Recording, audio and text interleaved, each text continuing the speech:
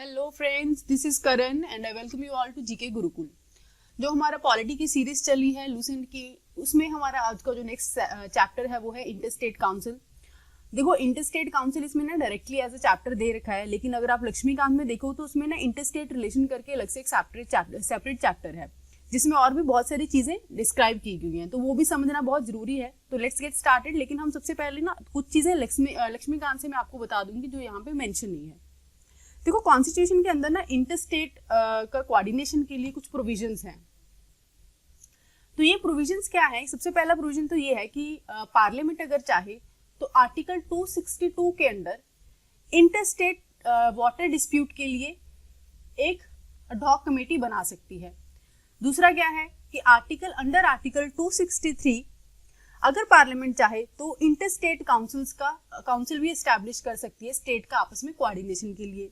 साथ में free trade के लिए, उनके कॉमर्स के लिए, मतलब उसमें कुछ भी इस तरह का इंटरफेरेंस ना हो, ट्रेड जो फ्रीली होना चाहिए उसके लिए भी कुछ प्रोविजंस हैं, वो भी बना सकती है। एंड साथ में एक एडिशनल ये है कि जोनल काउंसिल भी एस्टैब्लिश किए जा सकते हैं by the parliament to promote the interstate coordination and cooperation. उसके बाद में नेक्स्ट देखो, ये इसमें सबसे पहला आ जाता है इंटरस्टेट वाटर डिस्प्यूट, जो यहाँ पे नहीं दिया है, हम आपको अभी सेपरेटली बता देते हैं। इंटरस्टेट वाटर डिस्प्यूट ये आता है under article 262। Interstate water dispute के अंदर ऐसा है कि देखो, पार्लियामेंट जब उसको लगे कि एक स्टेट या फिर दूसरी तरफ एक या दो स्टेट या तीन स्टेट का आपस में वाटर के रिलेटेड कोई डिस्प्यूट चल रहा है या फिर रिवर के रिलेटेड कोई डिस्प्यूट चल रहा है, तो तब उस टाइम पे पार्लियामेंट को जब लगता है तो वो एक एडहॉक ट्रिब्यूनल सेटअप कर सकते हैं।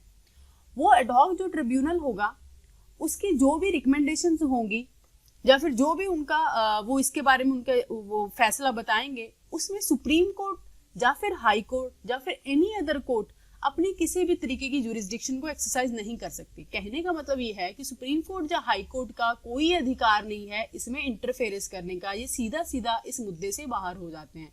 जो भी करेगा वो एडहॉक ट्रिब्यूनल जो करेगा वही करेगा, और इनकी जो भी ये बता देंगे कि ये करना है, मतलब कि ट्रिब्यूनल का जो भी डिसीजन होगा ना वो फाइनल होगा और साथ के साथ में वो पार्टीज के ऊपर बाइंडिंग भी होगा, मतलब कि उसको मानना ही पड़ेगा जो फैसला आएगा। एक तो होगी ये बात। देखो, एक इसमें याद रखने वाली बात ये है कि इसको एस्टैब्लिश कौन करता है? ये पार्लियामेंट करता है। इसमें कंफ्यूज पता कैसे करेंगे? ये यूपीएससी ने आई थिंक एक बार पूछ लिया है क्वेश्चन, काफी पहले पूछा था, लेकिन वो ऐसे आ जाता है ऑप्शन में कि प्रेसिडेंट कर सकता है या फिर स्टेट लेजिस्लेटिव असेंबलीज भी कर सकती हैं जहां पे वो डिस्प्यूट होगा। ऐसा कुछ नहीं है। और दूसरी बात साथ में ये भी ध्यान में रखनी है कि इंटरस्टेट रिवर बोर्ड भी एस्टैब्लिश किया जा सकता है सेंट्रल गवर्नमेंट के द्वारा, अगर उनको लगे कि रिवर्स को लेके किसी तरीके का स्टेट्स के बीच में जो है वो झगड़ा चल रहा है, तो डिस्प्यूट चल रहा है, वो भी पार्लियामेंट जो है एस्टैब्लिश कर सकती है रिवर बोर्ड को, स्टेट्स को एडवाइस करने के लिए। ठीक है, नेक्स्ट आ जाता है इंटरस्टेट काउंसिल। अब जो यहाँ से ये लूसेंट का डायरेक्टली स्टार्ट हो रहा है ना चैप्टर, इससे पहले की कहानी जो है लक्ष्मीकांत में, वो मैंने आपको बता दी।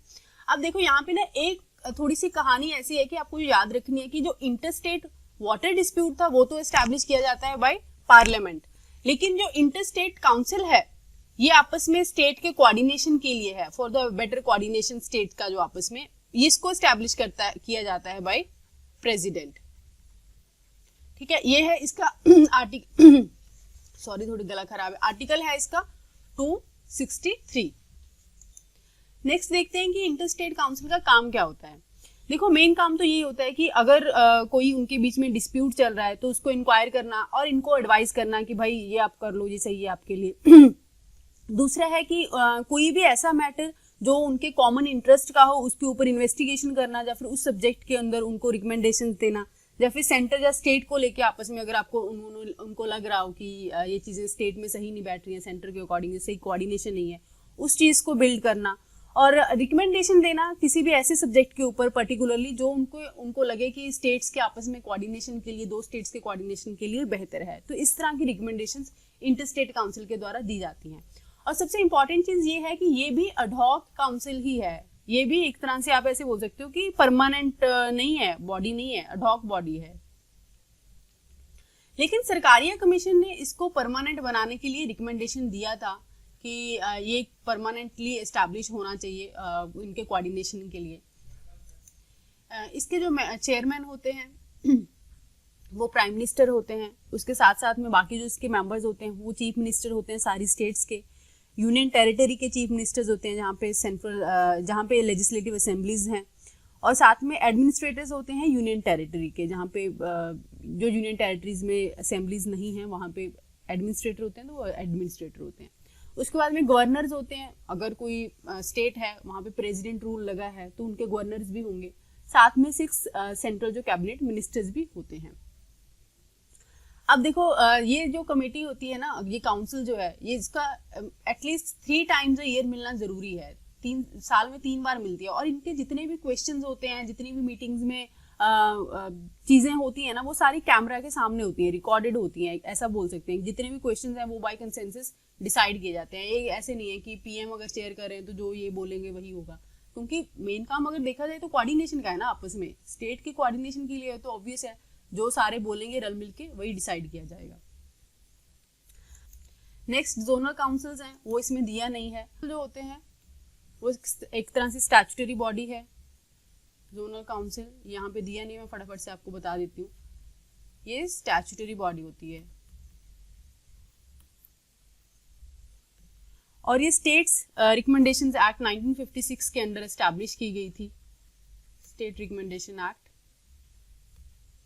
1956 के अंडर ये डिसाइड किया गया था कि जोनल काउंसिल हम एस्टैब्लिश करेंगे।